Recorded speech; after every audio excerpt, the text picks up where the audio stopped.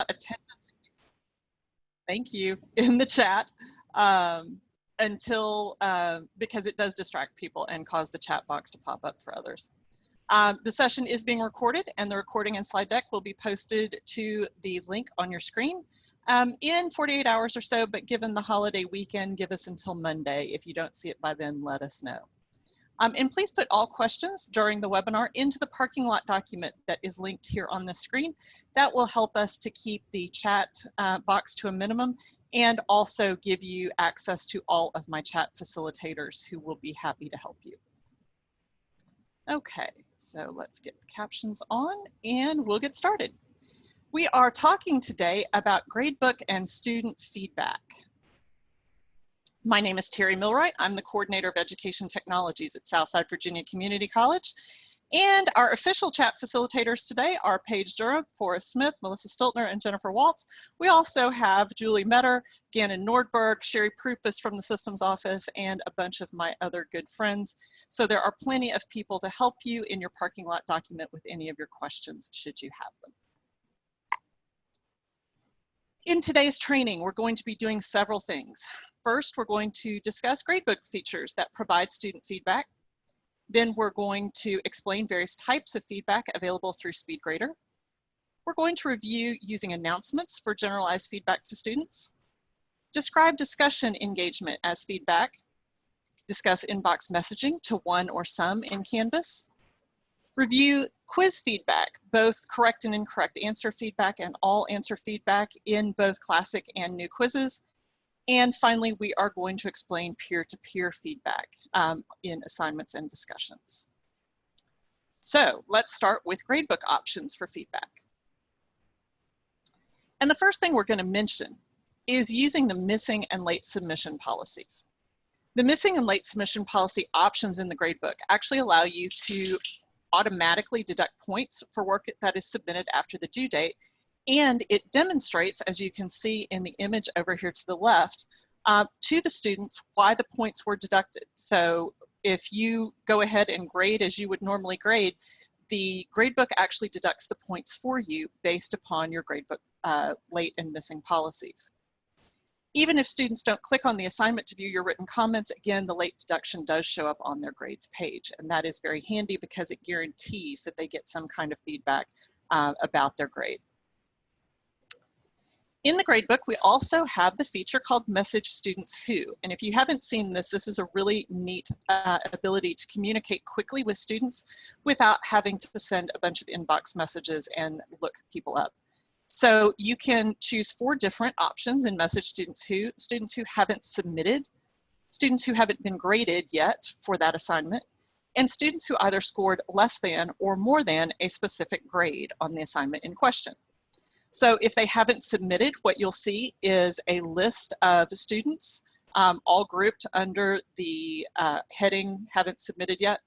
And you are able to send them a message, and everyone in Message Students Who is BCC. This is important because when we're talking about grades, obviously we do not want to have any of the information for one student shared with other students. So the message that you might send them, for instance, your assignment X is now 5 days late. Are you planning to turn it in? Only goes to each student individually, but you don't have to type out 5 or 6 or 10 individual messages. You can just BCC everybody at once. Students who haven't been graded, I'm sure we've all been in the position where we start grading something and we get interrupted for some reason. It's the weekend and we have family obligations, or we get sick, or something else happens and interrupts us. And suddenly you start getting messages from students. Why hasn't my assignment been graded? Because X person already has their assignment graded. So haven't been graded yet allows you to message everybody and say, hey, I'm sorry, I had, an inconvenience pop up. I will get back to grading as soon as I can. If you do not have a grade, that does not mean I did not receive your paper or your assignment. And finally, students who scored less or more than. You can choose the value that you put for scored less than or scored more than so that the gradebook actually sorts students by that number. And then you can message students who scored less than and perhaps recommend to them some remediation. Or if it's students that scored more than, here's something that we rarely think about in online learning. And that is the fact that students who are making good grades, I think a lot of the time we assume that sorry, dangers of working from home. I think students assume if they're making a good grade, they know that they're making a good grade, right? But students who make good grades appreciate positive feedback and positive reinforcement. And so if you were to send, for instance, a message to students who scored a B or better on an exam, telling them that they did a good job is reinforcement to keep them engaged and active in the class. Also in the gradebook, new this past year is the grade posting policy. So in your gradebook settings, you can choose either automatic or manual posting for grades. And if you choose manual, this means that you will have to post grades for every single assignment column in your gradebook once you're ready for students to view those grades. Automatic, which is the default, means that all grades and instructor feedback are immediately visible to students as you enter them. Changing this policy will not hide grades that are already posted, and that's really important to know. You can't hide something that you want students to no longer be able to see with this policy. Once they're posted, they're posted. In the column itself for any assignment, you can post or hide grades as well. But if grades are not posted when the assignment is hidden, newly entered grades will not hide automatically. And the total grade, regardless of which of these options you're working with, the total grade will not update for students until the grades are unhidden. This means if you get to the end of the semester and you have not yet unhidden some grades, students do not see their correct total grade in the total grade column. Okay, and one more important fact about grade posting policy, and we'll look at this, hiding grades hides instructor feedback. So you can't hide grades and still give them your comments. Only peer-to-peer comments are visible when student grades are hidden. Okay, so let's look at Canvas. Oops, there we go. We are going to take a look at some of the assessments that we looked at in Monday's training, and we'll start with this reading check. If I go to edit, okay, the first thing we're going to talk about is some of the feedback for various questions. So if I edit this question and scroll down, notice that for the correct answer, there are comments as well as comments for every incorrect answer. And at the bottom, I have general correct answer comments, general incorrect answer comments, and general comments for all.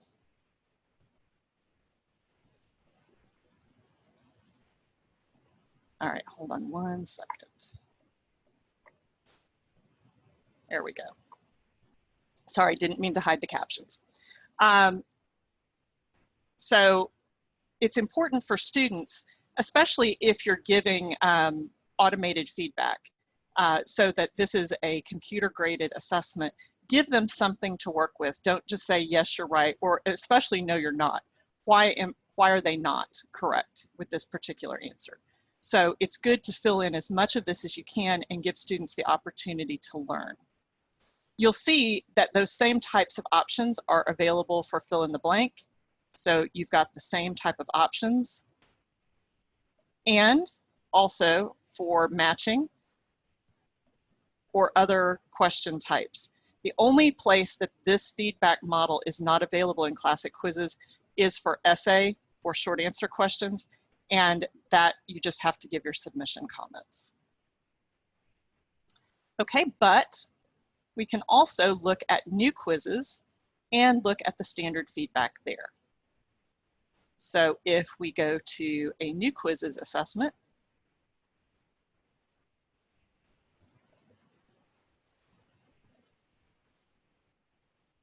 there we go, and go to edit this multiple choice question, then notice that the feedback is over here to the right next to the log. But if I click on it, it's going to show me what the answer feedback is for that particular answer. It's not going to show me all of them at once like it does in classic quizzes. I'm going to have to click on each one to add the answer feedback. So all of these have been filled in. And then you'll notice that down here next to the number of points possible is more feedback options. So this is the general feedback for the correct answers, for the incorrect answers, or for general feedback to all, both correct and incorrect answers. So this is a really great way to give feedback to your students.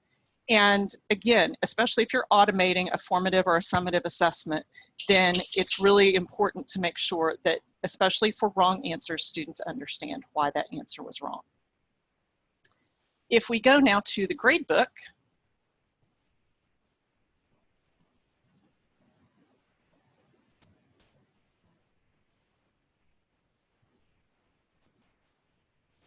and we click on the settings option,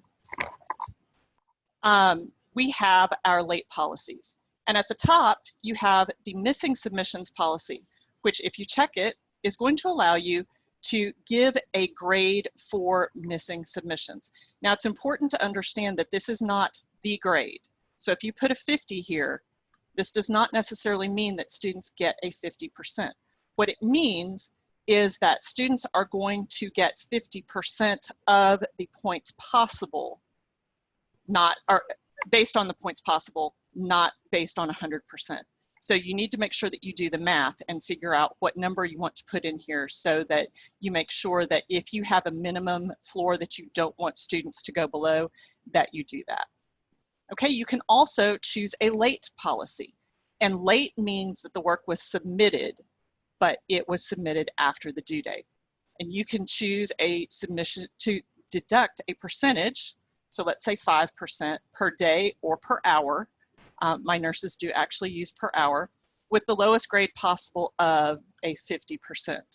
Okay, and so what this will do is this will continue to deduct points until the student reaches a grade of a 50, 50% of the total points possible, and then that's where it will hold.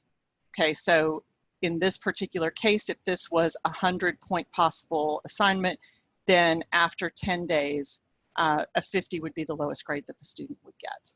And then again, as I showed you on the slide, that deduction is going to show up for the students in their grade center. Also, on this particular area is the grade posting policy, and I know I'm going out of order, so I apologize, but since they're right together, it's easier to show them. So automatically post grades is the default. This means that every grade that you put in and all of your feedback that you put in when you grade something is automatically visible to students as soon as you put it there. Manually post grades, and it gives you the warning, says that grades that have not yet been entered are hidden by default in all of your grade center columns. So the grade for their assignment, any grade change notifications, the instructor's comments, their submission comments, and any curving of grades is not visible to them until you unhide the grade column. Okay, so just an important note there. And if you look at this from a column perspective, you'll see that there are no grades to post or to hide, but if there was, you could post or hide grades from the column as well as change the grade posting policy from that column. Okay, so the other thing that we wanted to look at in this area was message students who. So from the column, I can choose that. And as you see, you've got haven't submitted yet, haven't been graded, scored less than, or scored more than. And if you put in scored less than or scored more than, you can choose any grade that you want there. And notice that it does change the subject line so that students get an inbox message that says scored less than 50 on the Managing Stress project. Okay, or scored more than 80 on the Managing Stress project. And just as a heads up for everybody, there's a horrible thunderstorm passing overhead, so you might hear some thunder in my headset, and I apologize in advance. Okay, so those are some of the great features of the gradebook in terms of feedback to students. Let's keep going. First, let's have you do an activity. If you'll go to a concluded Spring Canvas course or to one of your sandbox courses, go to your gradebook, set a late policy and a missing policy, And if you happen to be in a spring course, you can go to an assignment column and click the message students who and see what students appear for each option. You're going to have 3 minutes for this activity, and ready, set, go.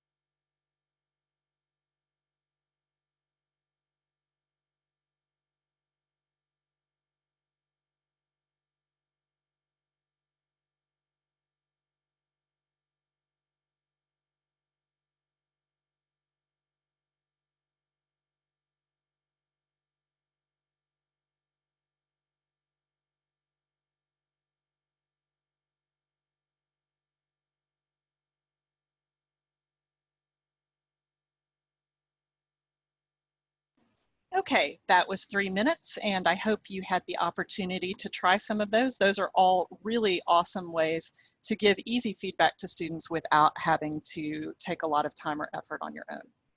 So now we're going to talk about giving feedback through Speedgrader and Turnitin. Okay, so annotation tools exist in Speedgrader whenever you have had students upload a document. So that would be an online assignment type. You can access Speedgrader in several ways: from your dashboard, from the to-do list, from the grade cell itself, or from the assignments page. For all submissions where something was uploaded, again, you'll see the annotation tools above the submission on the left side of the screen. And your traditional submission comments, the grade box, and the rubric, if you added one, will appear on the right side of the screen. And you can see an example of that down here on my slide. So the annotation tools are down here, whoops, a little bit hidden. Let's see if I can move this. I don't think I can. Okay, maybe if I make it go away. So starting over here on the right, we have the box annotation area. So you can highlight an entire paragraph or selection of text and make an annotation comment about that. Then there is the paint tool, which allows you to write sort of with the paintbrush. It's not very easy and I don't really recommend it, but it has pretty colors attached to it. There's the strike through tool going back to the left, then the text box tool. An important note about the text box tool, it allows you to make a comment to the student right there on the submission. But if you or the student choose to download the submission from Speedgrader, the text box is the only type of annotation that will not appear on the download. So just know that ahead of time. To the left of that is the highlighting tool, and there are several colors that you can highlight. So if you want to highlight different issues with different colors, you can do that. The thing that's got the white around it is the point annotator. So you can click in one particular spot and make a comment about that. Then you have your selection arrow, the ability to move to full screen, zooming in and out, the ability to rotate the selection document, and a paginator, so you can page through multiple pages of submission. And then over to the far left is the download button, should you want to use that. And on the right-hand side in Speedgrader, you are going to have the traditional commenting box. You can type all of your comments for the grade in here if you want to do that. And this is especially noteworthy because when students type in the dialog box that's provided by a discussion, for instance, you will not have the annotation tools. So you will want to make comments here instead. You can attach documents to these comments with the paperclip. You can do an audio or video comment that's short, not too long, with the play button here. Or if you are in Chrome, and only if you are in Chrome, you have this speaker button, which allows you to talk to text. This would have been helpful for me several years ago when I broke my arm and could not type for 9 weeks, but it also may be faster for you if you want to speak your comments in rather than try to type them, especially if you're doing work on a small device. Okay, and we also have Turnitin as feedback. If you have an assignment that is submitted to Turnitin, students get multiple reports or can get multiple reports that allow them to understand what type of errors they might have had. There's the plagiarism feedback, where students receive immediate feedback as long as you leave Turnitin set to immediate. As to possible plagiarism issues, remember that Turnitin is not the definitive decision maker, you are. Including an overall matching score that gives students an idea of how much concern their work is going to raise. In my case, I submitted a document that belongs to someone else, so I got a big old 95, which we'll look at in a minute. So that would be a concern, both for the instructor and the student, but not all scores will look like that. But there's also E-Rater feedback. If you turn on E-Rater so that Turnitin looks at mechanics as well as at APA, MLA, whatever format you're using, then students can also see a full list of error types that were found in their work, like the image here on the left, and within the body of the work, see what type of error each particular item is, and we'll look at that in just a moment. So if we go back to Canvas and we look at our particular assignment here, I can get to the assignment in Speedgrader by clicking on the cell, clicking the arrow, and clicking on the word Speedgrader. And here I am. Here's all the annotation tools that you saw a moment ago. And I can use any of these to work in the document. So I can click here and leave a comment that this belongs in your second paragraph. And I can also highlight, pick a highlighting color, and I can highlight this sentence.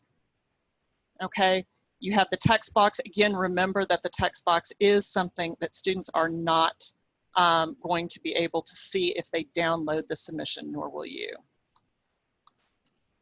Okay, we can just be silly here a little bit. You've got the strike through tool and the paint.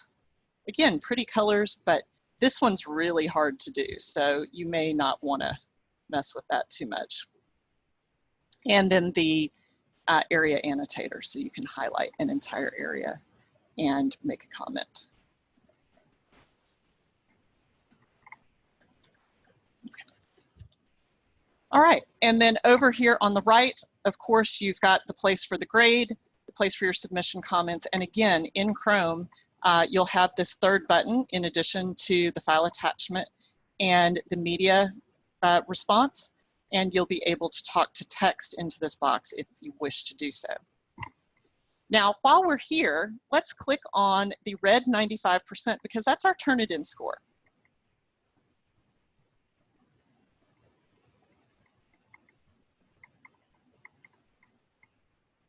And you'll notice here that if I click on this little funnel type thing, it's going to show me all of the places that this information has already been submitted from where it might be copied.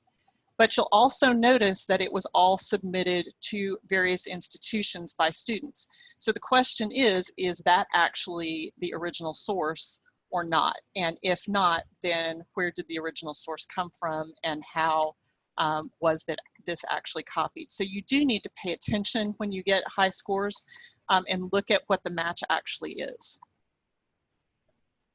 All right, but I can also click on this ETS button here, and that gives me all of the different types of mechanical errors that were found in this particular essay.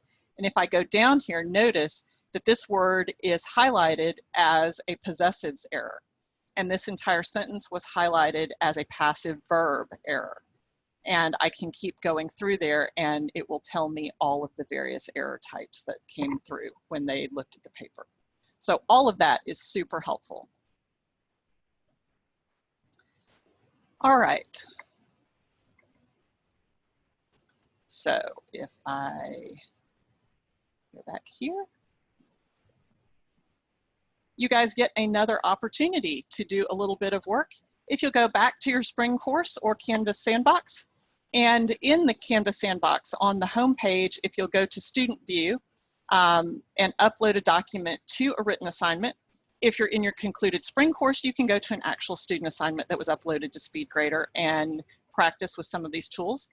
But let's practice the annotation tools by marking up a document and use the record media button and the talk to text if you're in Chrome to record some comments. And I will give you another 3 minutes, which begin now.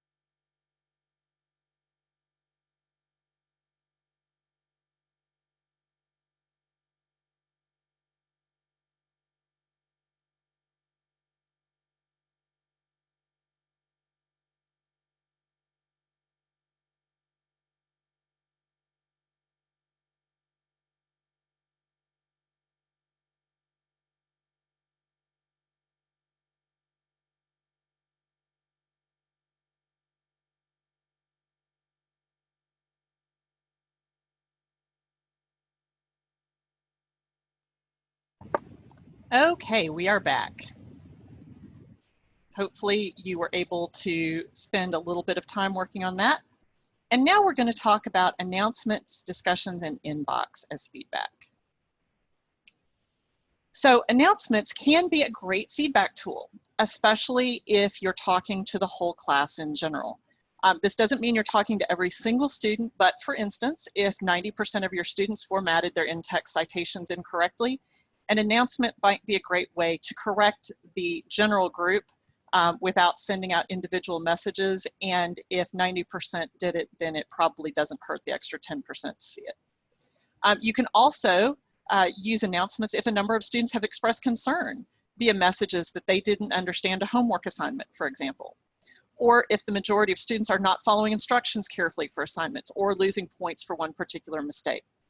I make a point to send out 2 announcements every week in my online course. One of those is just a general feedback, how's everybody doing announcement, and the other one specifically addresses issues that I found in grading the previous week's assignments that are general to the class. So for instance, I teach dual enrollment high school students, so I might send out an announcement that tells them that it seemed like everybody forgot to answer the second half of the question last week. So to be sure that they carefully read the question in their assignment and answer all parts next week.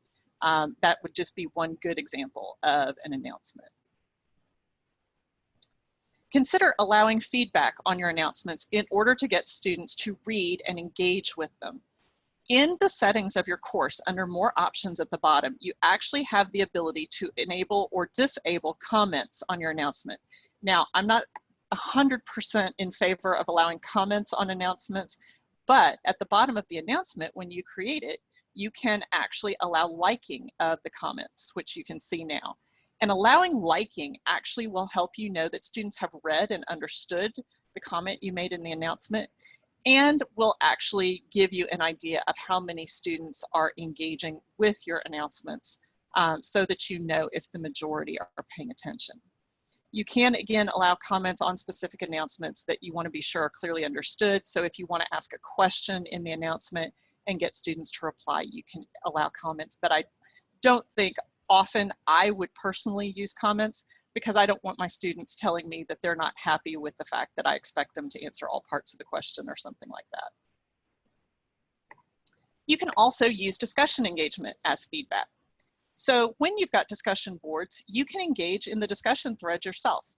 I usually try to do this midweek and reply to at least a couple of the posts so students can see what you're looking for or get a feel for behaviors that are getting positive comments.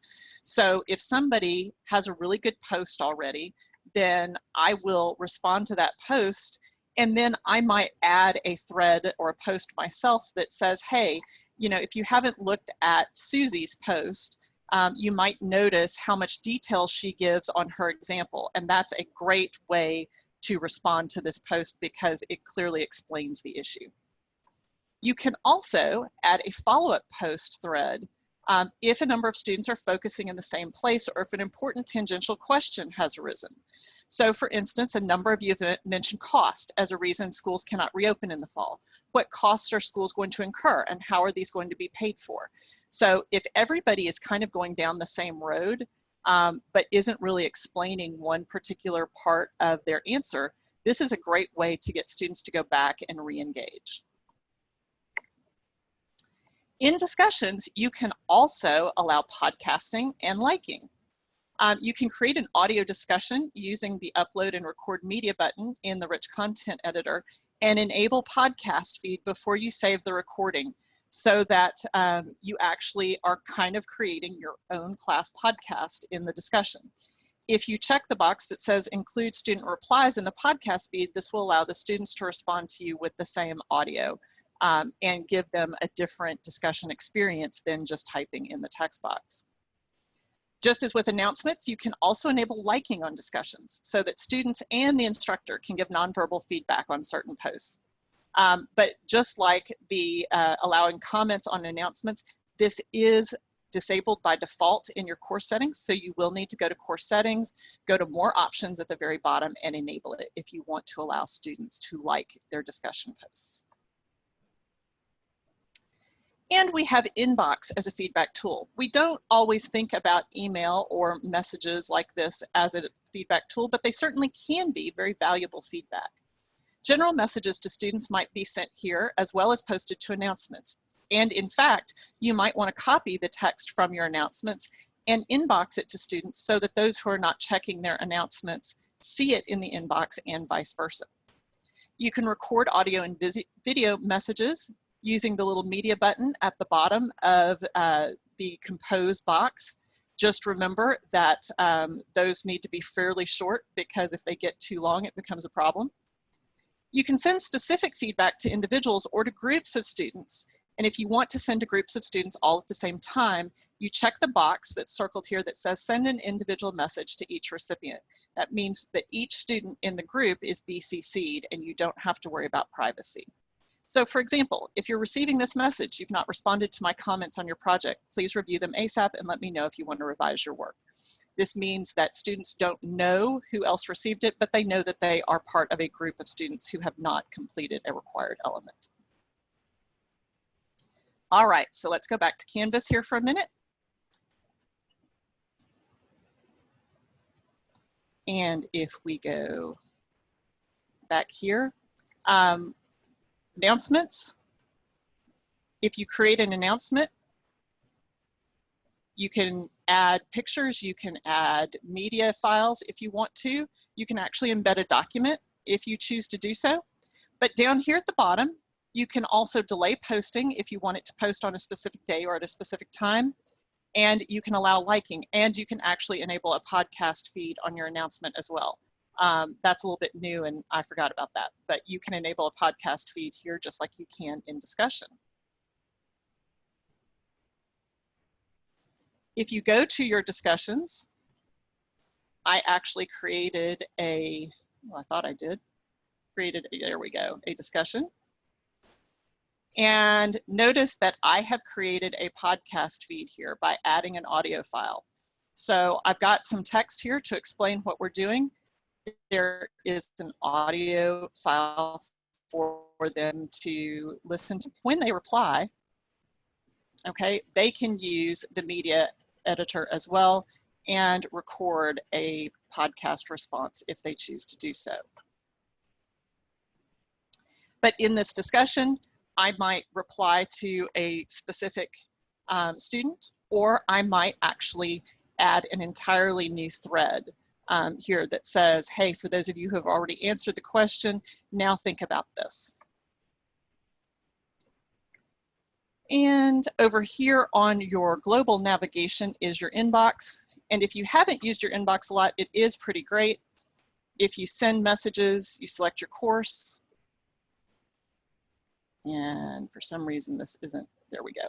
So if I chose this course and I click the address book, you can select whoever is in the course with you, all in teachers, or all in students, or individual students, put the subject.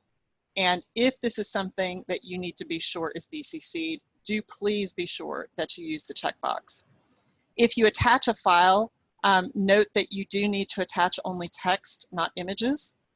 And if you choose to upload an audio or a video comment here, just remember that it does need to stay fairly short for the sake of transmission. Okay, so let's go back.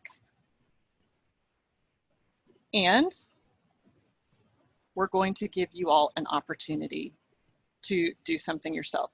So back to your Spring Canvas or Sandbox course, you can do any of these three. Create an announcement and allow both comments and likes. Whoops, I forgot to show you something. Let me show you real quick. In settings on your course, you scroll all the way to the bottom and click on more options. Note that disable comment on announcements is checked by default, so you will have to uncheck that. And looks like, oh, and that should be what you need to do. And then you'll have to hit update course details. And there you go. Okay, so create an announcement, allow both comments and likes, or create a new discussion and use the podcast feed to quickly record an initial post, or go to a sandbox where you have other instructors or TAs enrolled and send them a BCC message using the video commenter. Okay, so you can do any of those three. Once again, there's 3 minutes. Go for it.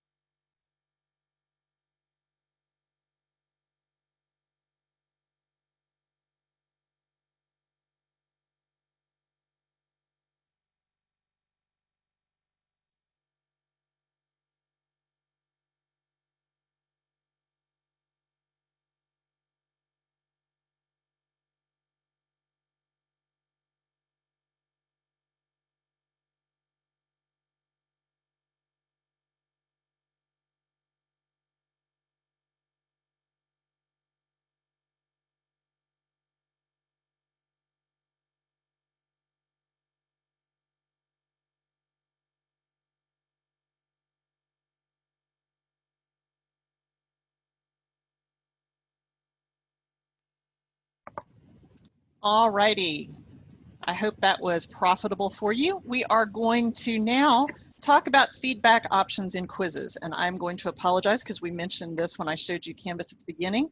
As I mentioned, we have thunder going on here, and my 2 70-pound dogs are afraid of storms. So I got a little distracted there, but I'm going to show you, and then we'll look at it in Canvas again one more time real quickly. So static feedback in Canvas Classic quizzes. Multiple choice and multiple answer questions can have feedback added to each answer. The same is true for matching and for fill in the blank. You can also create general feedback in all question types except short answer and essay for correct, incorrect, and all answers in most of the question types. Feedback all has to be added by the instructor prior to the assessment start. And it's really important that you remember to do it when you create the assessment, because if you realize that it's missing and any one student has logged into the quiz, then anyone who has logged in will not see the feedback. So just be aware that it's important to start to do that from the beginning. Green boxes always mean correct answer feedback. Red always means incorrect answer feedback, and blue means it will be shown to both correct and incorrect answered students. So it's general for everybody. There is also the static feedback that I showed you in new quizzes down at the bottom, as well as the feedback next to some of the multiple choice, multiple answer options. Feedback, again, is edited next to the answer choice in new quizzes versus below the answer choice like in classic quizzes. And general question feedback is added next to the points possible in new quizzes.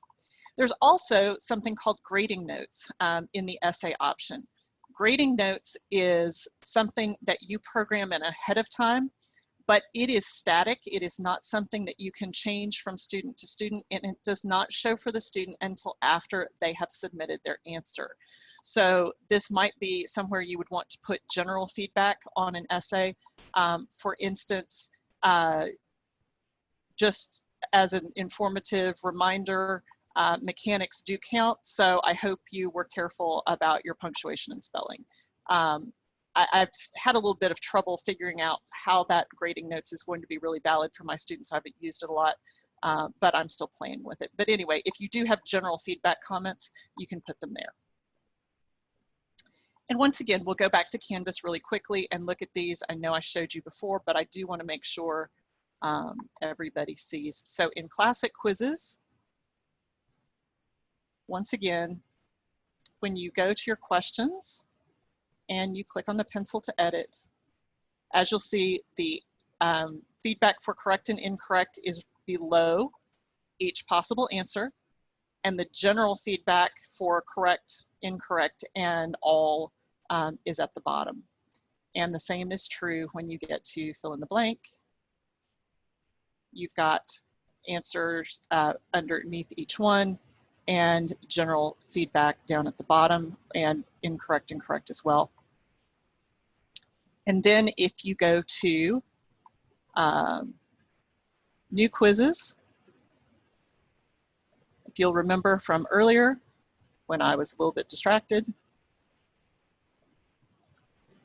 when you go to put in feedback, it is here to the right of each answer choice in a multiple choice or multiple answer, and all of the general feedback is accessed by going down here to the bottom. Okay, and I will also show you if you edit an essay, whoops, edit a copy, there we go. You do have this grading notes down below. Like I mentioned in the slides, this is something that will be shown to the student as soon as they submit, but it is not something that you can edit for each student. So be sure that what you put here is general comments only. Okay. And all of those, there are options, even for some of the new question types, for general feedback for correct, incorrect, and all submissions on most of the new question types as well. All right. So since you all have now seen that twice, let's do an activity real quick. Back to your spring Canvas course or sandbox in either classic or new quizzes, select a quiz or create a quick fake quiz with a question, and add both immediate answer feedback and general feedback to your questions. If time permits, go to student view, take the quiz, and see how your feedback appears to students so that you'll know what it looks like to them. We've got 3 minutes and ready, set, go.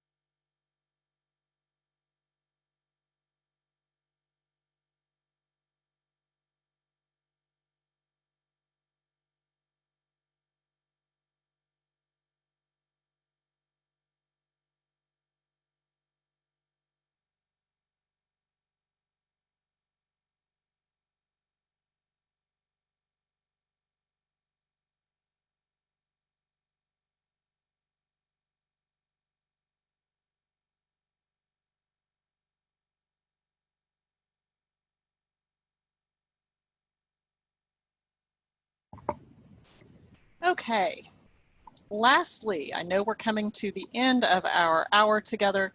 We're going to talk quickly about peer-to-peer feedback on assignments and discussions. Peer review is indicated by checking the box when you create the assignment or discussion. Either assign reviewers automatically or manually assign each student to one or more paper reviews. Students see the peer review in their dashboard to-do list and a notification that something is due. However, if you have made the peer-reviewed assignment something other than online, if it is on paper or no submission, students will not see any details. They will just have a to-do in their column. Students add comments in the submission details comment box, much like an instructor does, but each reviewer can only see their own comments. So if you have multiple students reviewing the same paper, Susie can't see Billy's comments. She can only see her own, and Billy can only see his. If you add a rubric to the review, be aware that students will be counted complete just by clicking in the rubric to give a score. You can require that they type comments in the comment box as well, but Canvas will consider them complete as soon as they put something in the rubric. And do note that if you want students to annotate the submissions of their peers, if you make the reviews anonymous, the annotation tools are not visible to any of the reviewers except the instructor. Okay, so I'm not going to show you all of this today, but I am going to quickly show you how to enable this. So if I go down here to, where is it? The Managing Stress project that I put in. And I edit. Note that down here, I have checked peer reviews is required. I can manually assign peer reviewers, or I can automatically have Canvas assign peer reviews. So if I check automatically and tell them one review per user, and it is due on Friday, and peer reviews appear anonymously and save, then that is going to have Canvas assign the peer reviews to students randomly. Here on the edit screen, I can click on peer reviews and I can see who has been assigned to what. And if I want to change the number of reviews per user, I can do that here and click assign, and it will change that for them. Okay, so I just want to make one more comment before we go, because I know we are basically at the end of our hour. And that is that in a recent survey of higher ed students in Virginia, the vast majority said that their #1 issue with online learning this past spring, when we had to move so quickly to remote learning, was a lack of communication and feedback from their instructors. So please seriously consider using some of these feedback tools for your online and hybrid students, because they really are looking for input from you to know what they're doing wrong and to know when they're doing well. So keep in mind how important that is to them, even though it's a little bit more work for you. So to wrap up, we've looked today at using missing and late policies, message students who, and grade post policies in the gradebook as a form of feedback. We reviewed how to give feedback through the Speedgrader in terms of annotation tools and the comments box. We looked at how to use announcements, discussions, and inbox as feedback tools. We went over the types of feedback areas found in classic quizzes and new quizzes for question types. And we looked briefly at using peer reviews as a form of feedback and student interaction. So this actually concludes our 7-part series. We started with writing measurable objectives, and then we went on to modules, LMS best practices, meaningful assessments, rubrics. Monday we did quizzes and assessments in Canvas, and today we've talked about feedback and the gradebook. So I hope you all have been able to attend all of these and have felt that this has been worthwhile. Before we go, we have the survey always for your feedback, but I do have a polling question, and this is how we are taking attendance. So if you would please answer the poll very quickly, that will help us tremendously with not only your attendance, but if you would take the Bitly survey as well, that will tell us how to serve you better and how to serve the next group that we're going to be delivering this series to in August.